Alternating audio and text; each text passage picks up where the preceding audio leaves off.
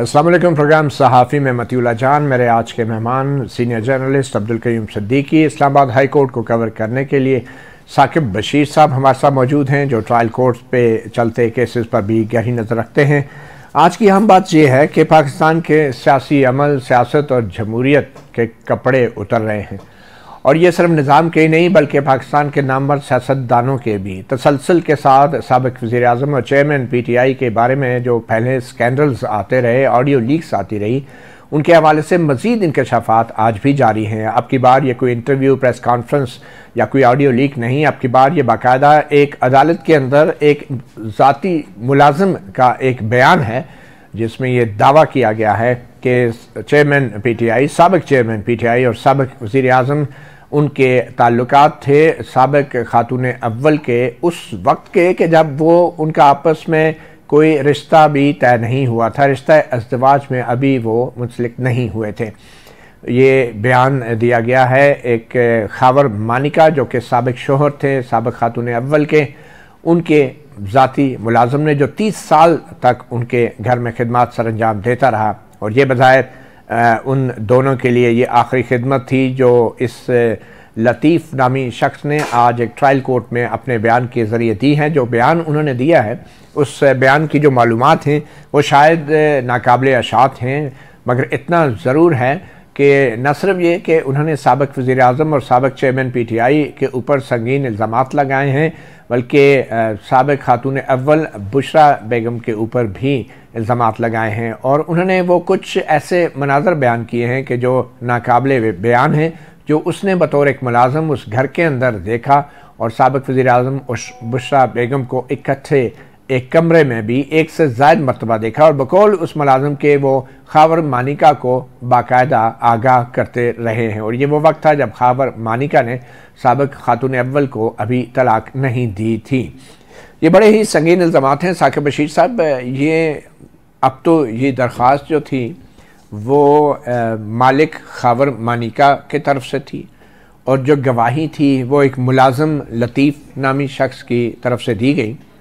तो ये केस है क्या? और इससे एक बात तो साबित होती है कि जो भी साबिक़ वज़ीर आज़म हैं वो कोई इतने फ़रिश्ते नहीं थे, बल्कि फ़रिश्ते नहीं भी थे तो मगर उनका जो तसलसल से जो उनके बारे में शवाहिद आ रही हैं और मालूमात आ रही हैं, वो तो ऐसी हैं कि जो किसी सूरत भी ज़ेब नहीं देता किसी एक क्रिकेट लेजेंड को या हीरो को या साबिक़ वज़ीर आज़म को, और फिर वो शख्स जो रियासत मदीना की भी बात करता रहा है।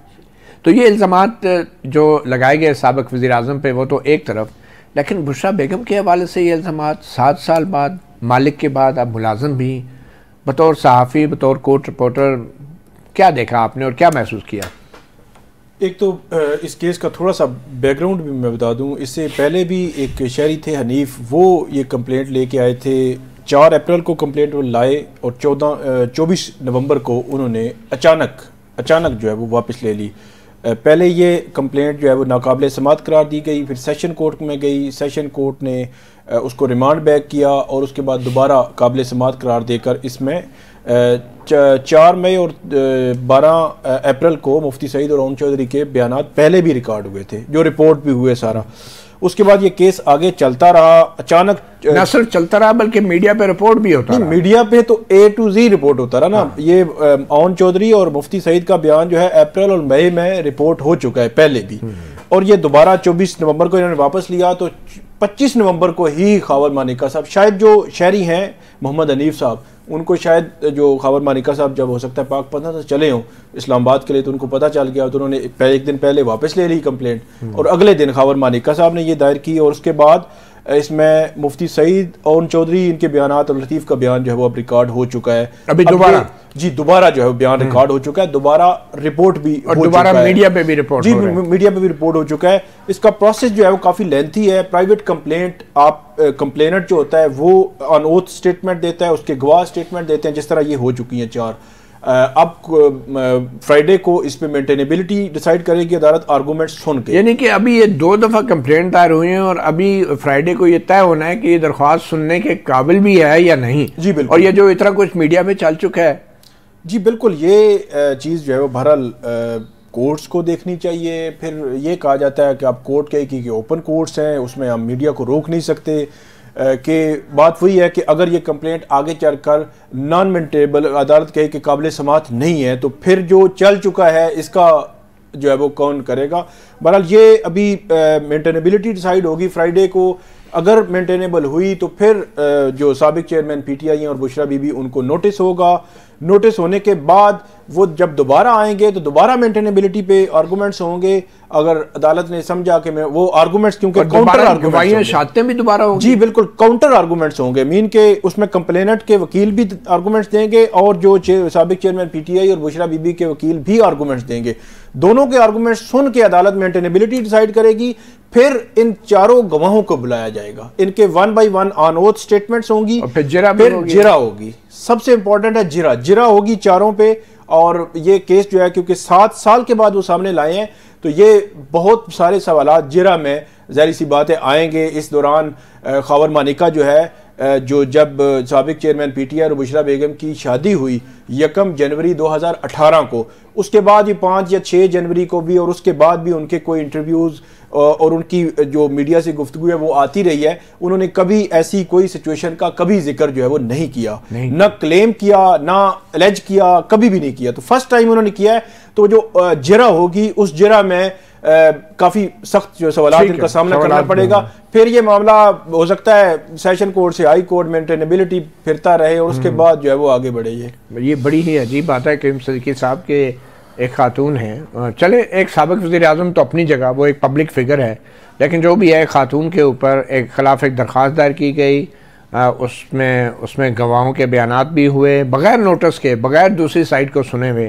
तो आप नहीं समझते कि ये जो अदालती अमल है इसका बज़ाहिर अब्यूज़ हुआ है? जब तक ये तय न हो जाता कि दरख्वास्त काबिल समाअत है या नहीं, उस वक्त तक ये तमाम मालूमात जो हैं एक बंद कमरे में जज को सुननी चाहिए थी। अब मतीउल्लाह जान साहब, बात ये है कि जिस कानून की शिक के नीचे ये हो रहा है, जो भी ट्रायल हो रहा है या मीडिया ट्रायल हो रहा है या व्हाटएवर जो भी है, जो भी जिस किस्म की भी प्रोसीडिंग चल रही हैं, वो कोई आज तो आई नहीं है, वो तो पता नहीं कब से होगी। और ये कोई कानून जो है वो इन दोनों को मद्देनज़र रखते हुए तो नया तो बना नहीं है। तो लिहाजा अब क्योंकि इस तरह के मुकदमात चलते होंगे अदालतों के अंदर, और जो जैसा कि ये बता रहे हैं कि इसका प्रोसीजर जो है वो ये है, अब कानून सोच समझ के बना होगा, किसी ने बनाया होगा। अंग्रेजों के वक्त का कानून है क्यूम साहब, उन्हें क्या पता था कि ये इस तरह इस्तेमाल भी होगा? ये तो देखे ना, बात ये है कि कानून तो कानून है ना, अब वो कैसे इस्तेमाल होता है ये एक अलग बात है। लेकिन इस बात पर ज़रूर है कि इस तरह के जो सेंसिटिव मामलात होते हैं उस पर अदालतों को तो बिल्कुल देखना चाहिए। लेकिन हमारा मीडिया भी तो बड़े चस्के लेके रेटिंग के लिए इसको डिस्कस करता है, ना करे। तो आपके ख्याल में मीडिया की भी कोई अखलाकी जिम्मेदारी नहीं है, ज़ाब्ता अखलाक नहीं है कि इतने संगीन, तो दूसरी साइड का मौक़िफ़ भी ले लें? इसके ऊपर कोई बात करने से पहले जो है वो आपको पता ही है कि बंदी जहाँ पे होता है रेप विक्टिम और ये वो उसकी आइडेंटिटी छुपाई जाती है और सारा कुछ होता है, वो सारा कुछ है।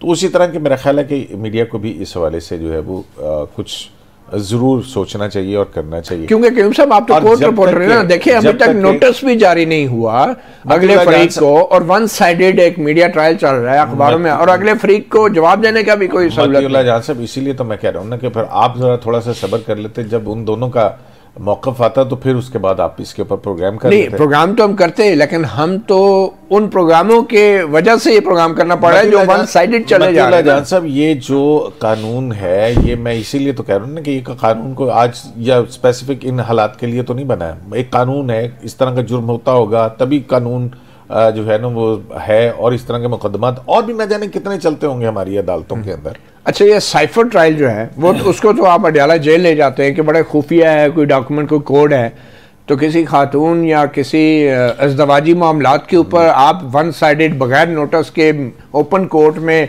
एक किस्म का आपने थिएटर लगा लिया और वो पूरे मीडिया पे चल रहे हैं, तो वन साइडेड, और दूसरी साइड का मौक़िफ़ ना अदालत ले रही है और ना मीडिया ले रहे हैं, तो आपको नहीं लगता कि ये चीज़ें बंद कमरे में होनी चाहिए? मैं तो भाईजान आपसे पहले गुजारिश की है ना कि इस तरह के मामला जैसे कि और भी सेक्स क्राइम्स जो हैं वो इस दुनिया के अंदर होते हैं और हमारे इस मुआशरे के अंदर भी होते हैं और वो अदालतों के अंदर भी चलते हैं, कितने हैं जो आप कवर करते हैं या हम करते हैं, इसको कवर क्यों किया जा रहा है?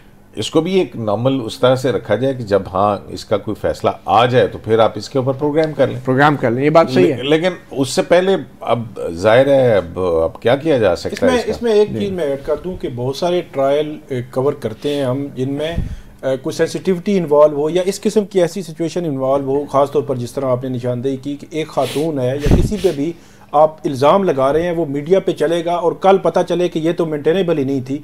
तो इस किस्म की सिचुएशन को रोकने के लिए जो जजेस हैं तो वो उसको इनके झूठी इस तरह की, ये तो कज़फ है ना फिर उसका भी होना चाहिए कि फिर कज़फ की सजा। जिस बंदे ने, जिस शहरी ने एक दरख्वास्त डाली, 7 महीने तक थिएटर लगाया अदालत में, मीडिया पे हम लोगों ने उस चीज़ों को उछाला, उन स्कैंडल्स को, और फिर वो शहरी कहते हैं मैं दरख्वास्त वापस ले रहा हूँ, और वो जज है जो कह रहा है हाँ ठीक है आप वापस ले जाए, बात खत्म होगी। क्या उस शहरी के खिलाफ कोई कार्रवाई नहीं होनी चाहिए कि इतनी संगीन किस्म के इल्जाम लगाने के बाद दरख्वास्त वापस ले ली? नहीं मतलब ये सारा कुछ सिलसिला शुरू कहाँ से हुआ? आप ये भी तो देखें ना कि निकाह खान थे जो मुफ्ती सईद साहब, उन्होंने टेलीविजन इंटरव्यू दिया, ठीक है ना।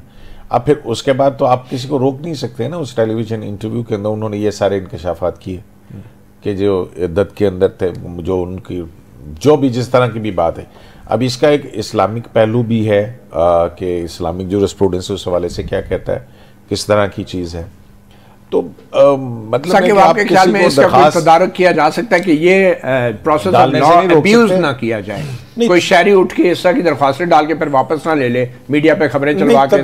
तदारुक जिन्होंने करना है वही अगर इसको नज़रअंदाज कर दें तो क्या होगा। ये मोहम्मद हनीफ साहब जो है, ये 7 माह इन्होंने वहाँ पे कंप्लेंट डाले रखी, सारा रिपोर्ट होता रहा।